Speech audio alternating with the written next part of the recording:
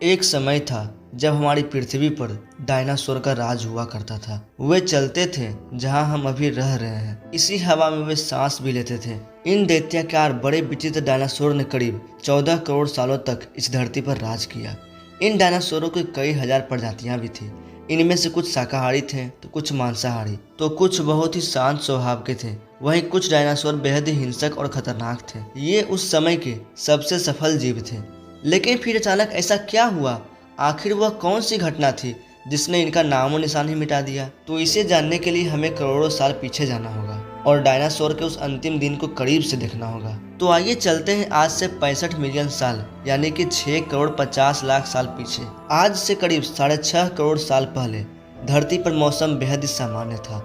चारों ओर सूरज की रोशनी बिखरी हुई थी। लंबे लंबे पेड़ों से टकराती समुद्र की ठंडी हवाएं और चारों तरफ डायनासोर के चिल्लाने की आवाजें। ये सारी डायनासोर की प्रजाति बड़े ही आराम से धरती पर अपना जीवन बिता रही थी। लेकिन 10 करोड़ साल पहले ही इनकी किस्मत लिखी जा चुकी थी। 10 करोड़ साल पहले एक छोटा एस्टेरॉयड का टुकड़ा जो अंतरिक्ष से आ रहा था, वह पृथ्वी से लगभग 20 करोड़ मील दूर मंगल और बृहस्पति के बीच बने क्षुद्र ग्रह बेल्ट में घूम रहे एक बड़े एस्टेरॉयड से जा टकराता है। इस टक्कर के कारण उस बड़े एस्टेरॉयड की दिशा बदल जाती है और वह क्षुद्र ग्रह बेल्ट से निकलकर सीधा पृथ्वी की ओर 22,000 मील प्रति घंटे की रफ्तार से बढ़ने लगता है। जब यह एस्टेरॉयड पृथ्वी से 3,84,000 किलोमीटर की दूरी पर था, तब धरती से शायद डायनासोर का अंत ना होता यदि यह एस्टेरॉयड पृथ्वी के उपग्रह चांद से टकराता। लेकिन उस समय नियति का कुछ और ही मंजूर था, इसलिए यह बड़ा सा एस्टेरॉयड चांद के बहुत ही नजदीक से गुजर गया। 40 किलोमीटर के व्यास वाला 2 ट्रिलियन मीट्रिक टन का यह एस्टेरॉयड प्रत्येक सेकेंड के साथ साथ धरती के करीब बढ़ता जा रहा था। यह एस्टेरॉयड जब पृथ्वी के वातावरण के संपर्क में आया तो इसकी रफ्तार एकाएक 70,000 किलोमीटर प्रति घंटा हो गई। पृथ्वी के वायुमंडल में घुसते ही घर्षण की वजह से ये एक भयानक आग के गोले में बदल गया। ये इतनी रफ्तार से धरती की ओर बढ़ रहा था कि सिर्फ 4 मिनट में इसने अटलांटिक ओशियन को पार कर लिया।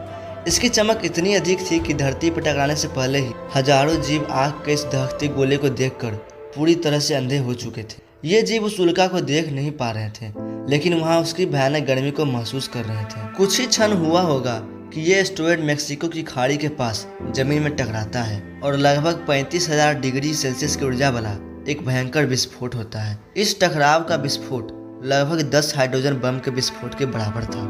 यह विस्फोट इतना शक्तिशाली था कि इसके टकराते ही धरती के लाखों टन धातु अंतरिक्ष में चली गई। टकराव वाली जगह पर 180 किलोमीटर चौड़ा और 20 किलोमीटर गहरा गड्ढा बन गया। विस्फोट के कारण इन गड्ढों का सारा मेटल और पत्थर आसमान के धूल के बड़े बादल में बदल गए। इस टक्कर के 16 मिनट 40 सेकंड बाद जमीनी टकराव की वजह से धरती के अंदर चारों ओर 11.1 तीव्रता की भूकंपीय तरंग उठने लगी। इस वजह से समुद्र में विशालकाय लहरें का निर्माण हुआ। भूकंपीय तरंगों ने सभी सक्रिय ज्वालामुखियों को बहका दिया, जिसके कारण जगह जगह डायनासोरों का विनाश शुरू हो गया। धरती के महाविनाश की प्रक्रिया अब आरंभ हो चुकी थी। इस भयानक विस्फोट में रेडिएशन की मात्रा इतनी बढ़ गई कि इसके 800 किलोमीटर के दायरे में आने वाले सभी जीव जलकर पूरी तरह से राख के ढेर में बदल गए।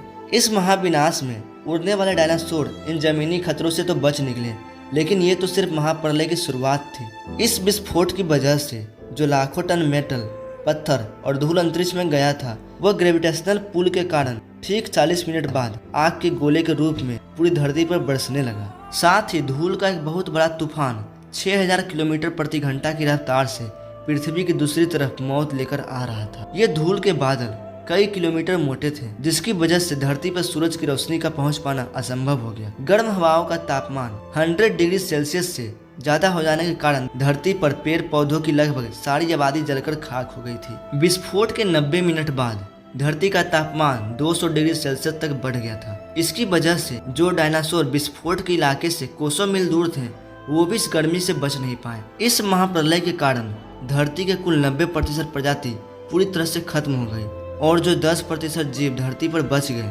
उनमें से सिर्फ वही जीव जिंदा रह पाए जिनका वजन 30 किलोग्राम से कम था। इन जीवों का बचने का कारण यह था कि जो इस महाप्रलय में लाखों की संख्या में जीव मारे जा चुके थे और पेड़ पौधों की सारी आबादी भी जलकर राख हो चुकी थी। जिसके चलते यहाँ जो बड़े और विशालकाय जीव जीवित बच गए थे उन्हें भरपूर मात्रा में खाना पीना ना मिल सका। लेकिन यही महाप्रलय किसी अन्य जीव के लिए फायदेमंद साबित होने वाला था। धरती पर डायनासोर का अंत एक छोटी प्रजाति के लिए सुनहरा अवसर लेके आया और वे प्रजाति थे मैमल्स। ये मैमल्स कैसे बच गए इस महाप्रलय से, डायनासोर के अंत के बाद इंसान कैसे और कहां से आए, ये सब आप जान पाएंगे अगले वीडियो में। यदि आप चाहते हैं कि इस वीडियो का पार्ट 2 आए तो आप कमेंट में पार्ट 2 जरूर लिखें। और वीडियो पसंद आई हो तो हमारे वीडियो को लाइक जरूर करें और अपने दोस्तों को ये वीडियो जरूर शेयर करें। और ऐसे ही इन्फॉर्मेटिव वीडियोज के लिए हमारे चैनल को सब्सक्राइब जरूर करें। मिलते हैं अगले शानदार पार्ट में।